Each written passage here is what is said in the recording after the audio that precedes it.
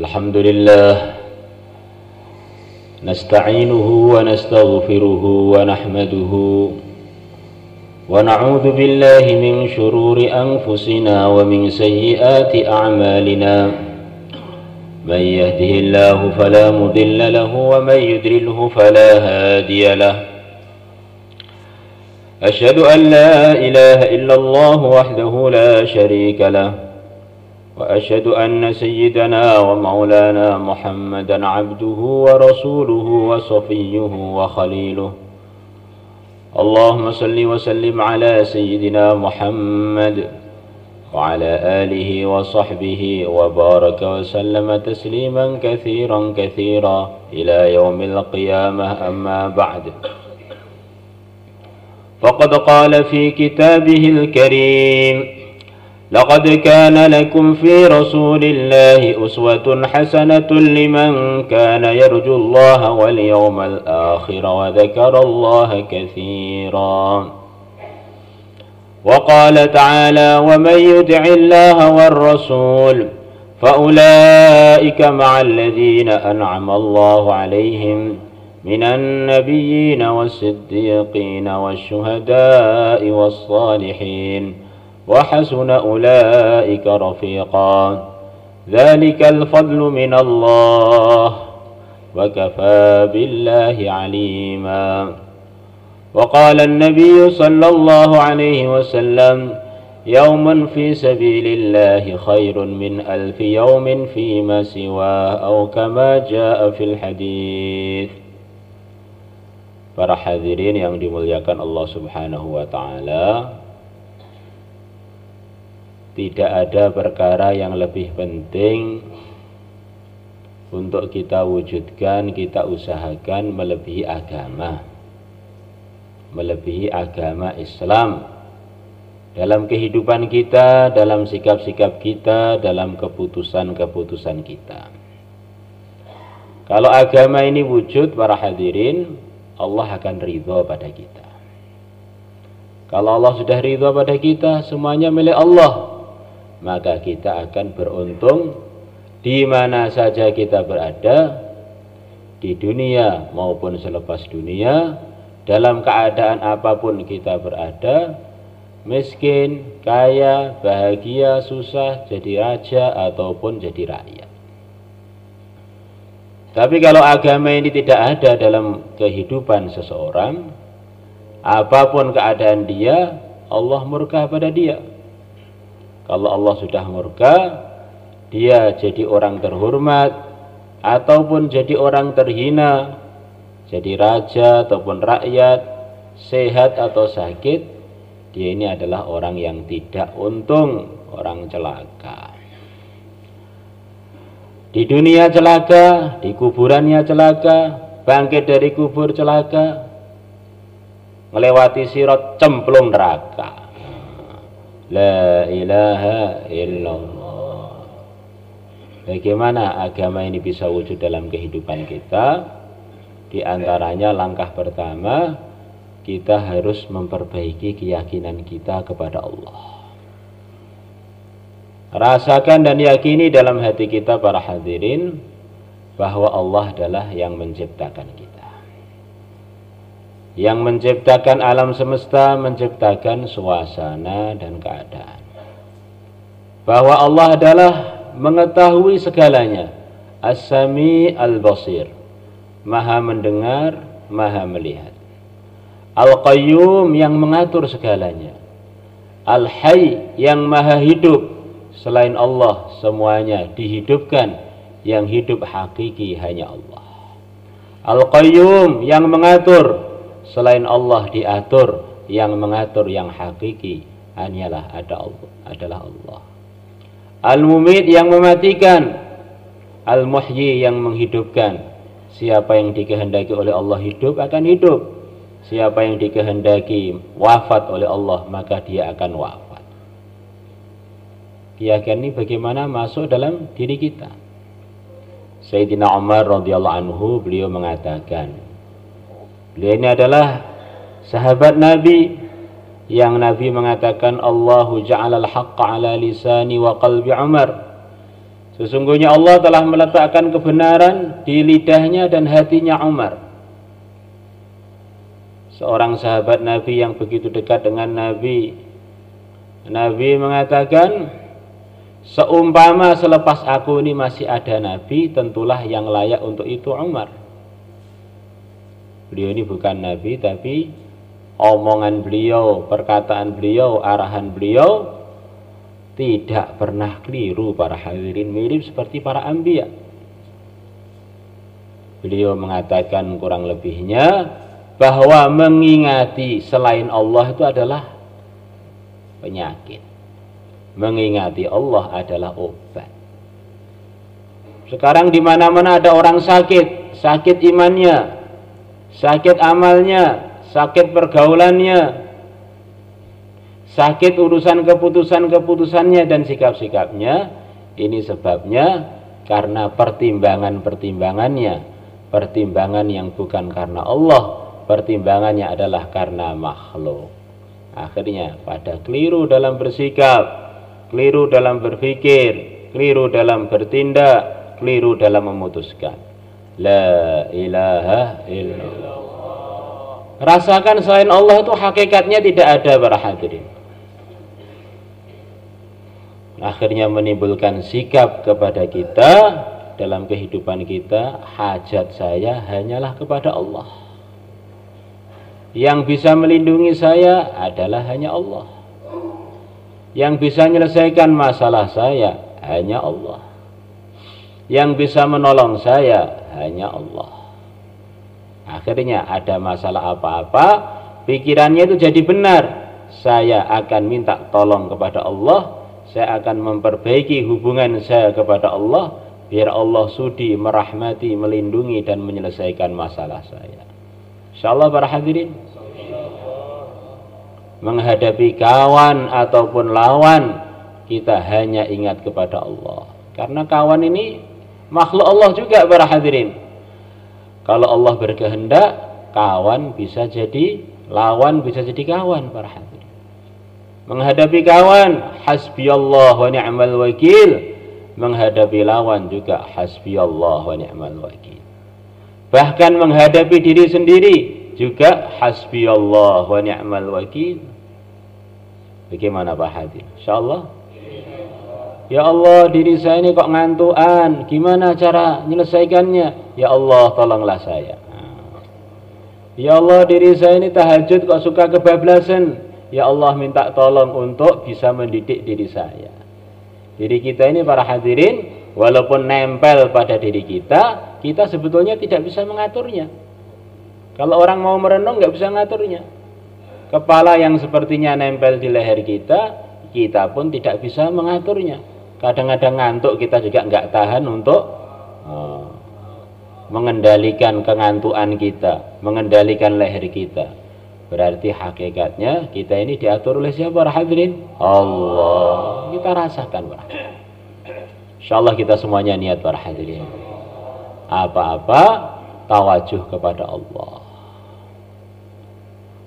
Para hadirin yang dimuliakan Allah Subhanahu wa taala, orang ingin tawajuh kepada Allah, ingin taat kepada Allah, ingin perbaiki hubungannya dengan Allah, semuanya akan benar, semuanya akan lurus, semuanya akan sesuai dengan ridhonya Allah kalau dia mengikutkan semua keputusannya, tindakannya, sikap-sikapnya, pemikirannya dengan bimbingan yang mulia Nabi besar Muhammad sallallahu alaihi wasallam.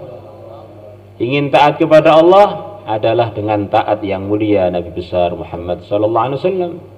May yuti'ir rasul faqad ata'a Allah. Barang siapa taat kepada Rasulullah Muhammad sallallahu alaihi wasallam, berarti dia taat kepada Allah. Kalau orang taat kepada Rasulullah, akan dicintai oleh Allah, akan dimaafkan dosa-dosanya oleh Allah. Qul in kuntum tuhibbunallaha fattabi'uni. Katakanlah wahai Muhammad, kalau kalian mengatakan cinta kepada Allah, ikutilah aku Muhammad. Yuhibbukumullah, maka Allah akan cinta kepada kalian. Wa yaghfir lakum dzunubakum, dan akan memaafkan dosa-dosa kalian. Kalau kita ingin dicintai oleh Allah, ingin dimaafkan oleh Allah, ingin taat kepada Allah, jalannya adalah mengikuti yang mulia Nabi besar Muhammad sallallahu alaihi wasallam. Insyaallah kita niat para hadirin.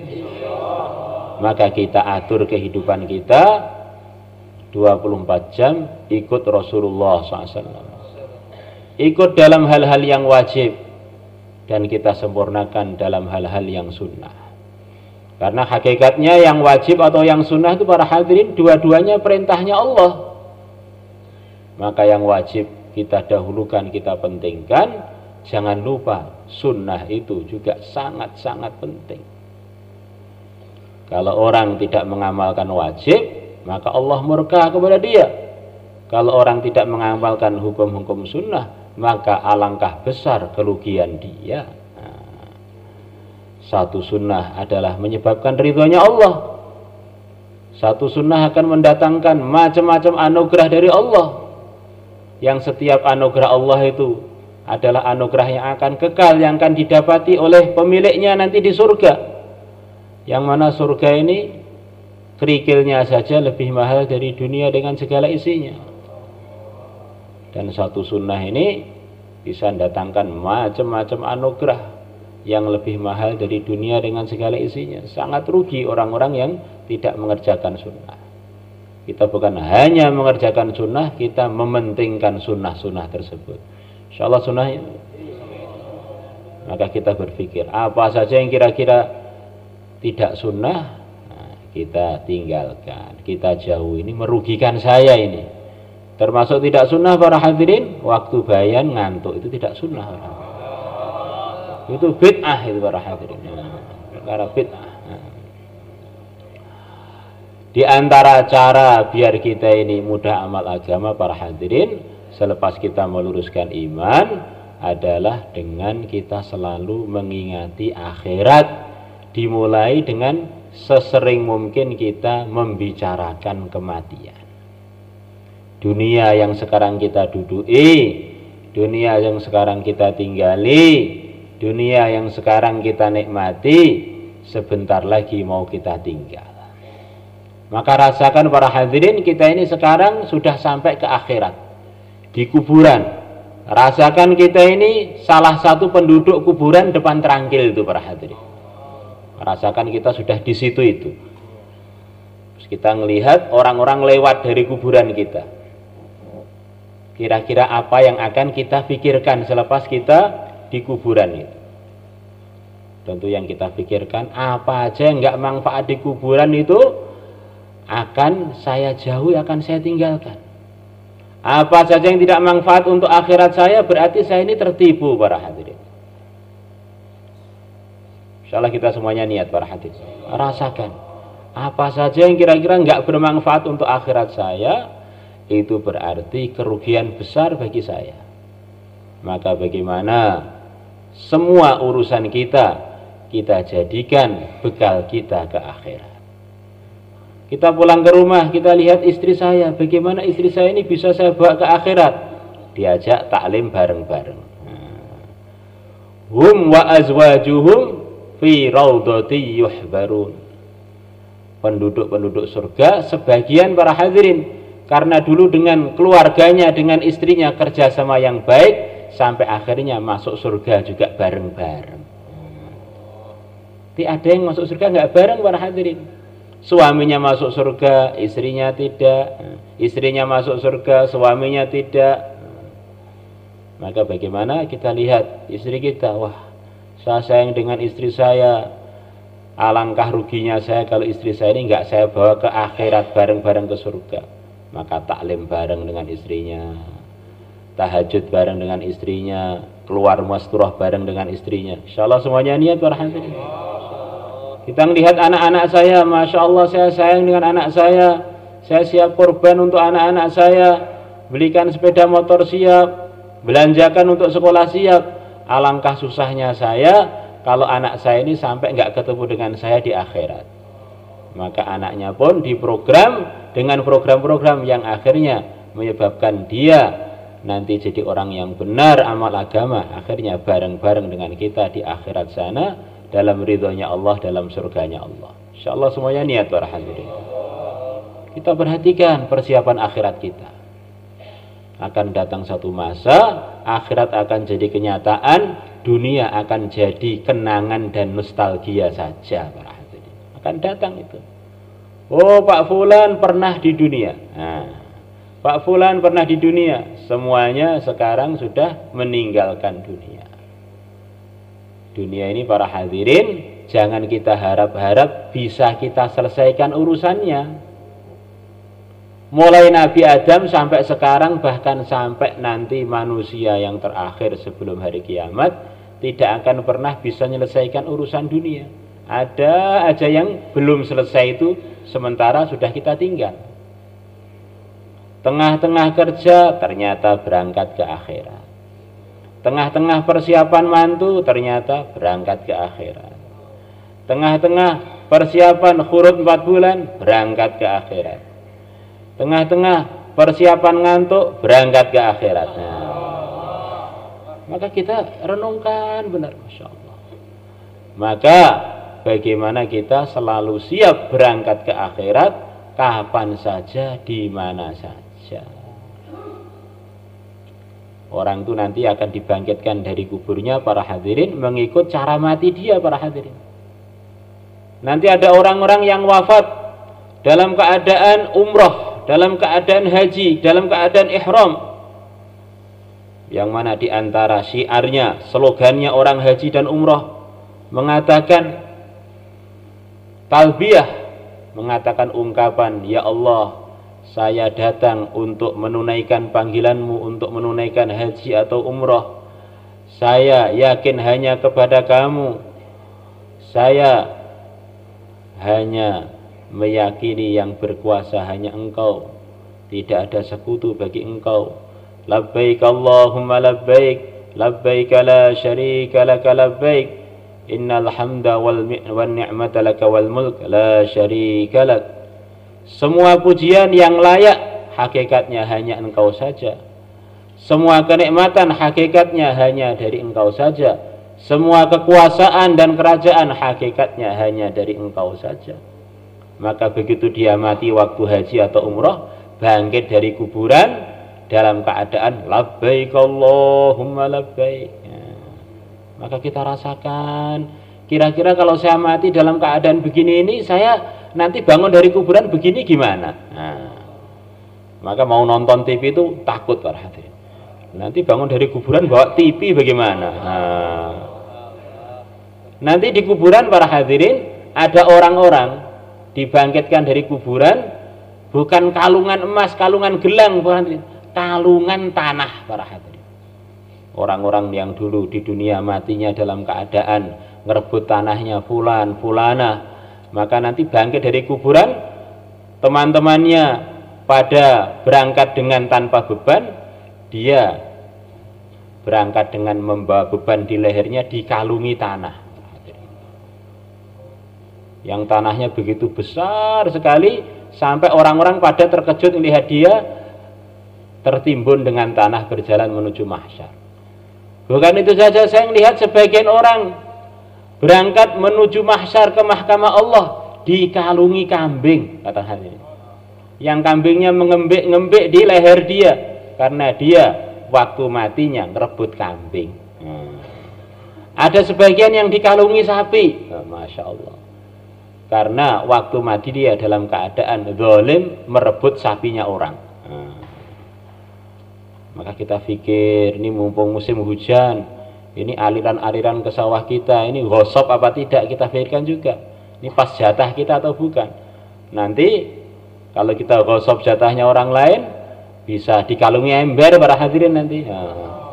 La ilaha illallah. Ada sebagian orang saya lihat, kata Nabi, dikalungi unta karena dia mati dalam keadaan ngerebut untanya orang. Kita rasakan akhirat itu sudah sampai ke sana kita. Nanti mikirnya jadi benar. Dalam didik keluarga jadi benar, dalam cari ekonomi jadi benar, dalam muasyarah jadi benar, dalam berakhlak jadi benar.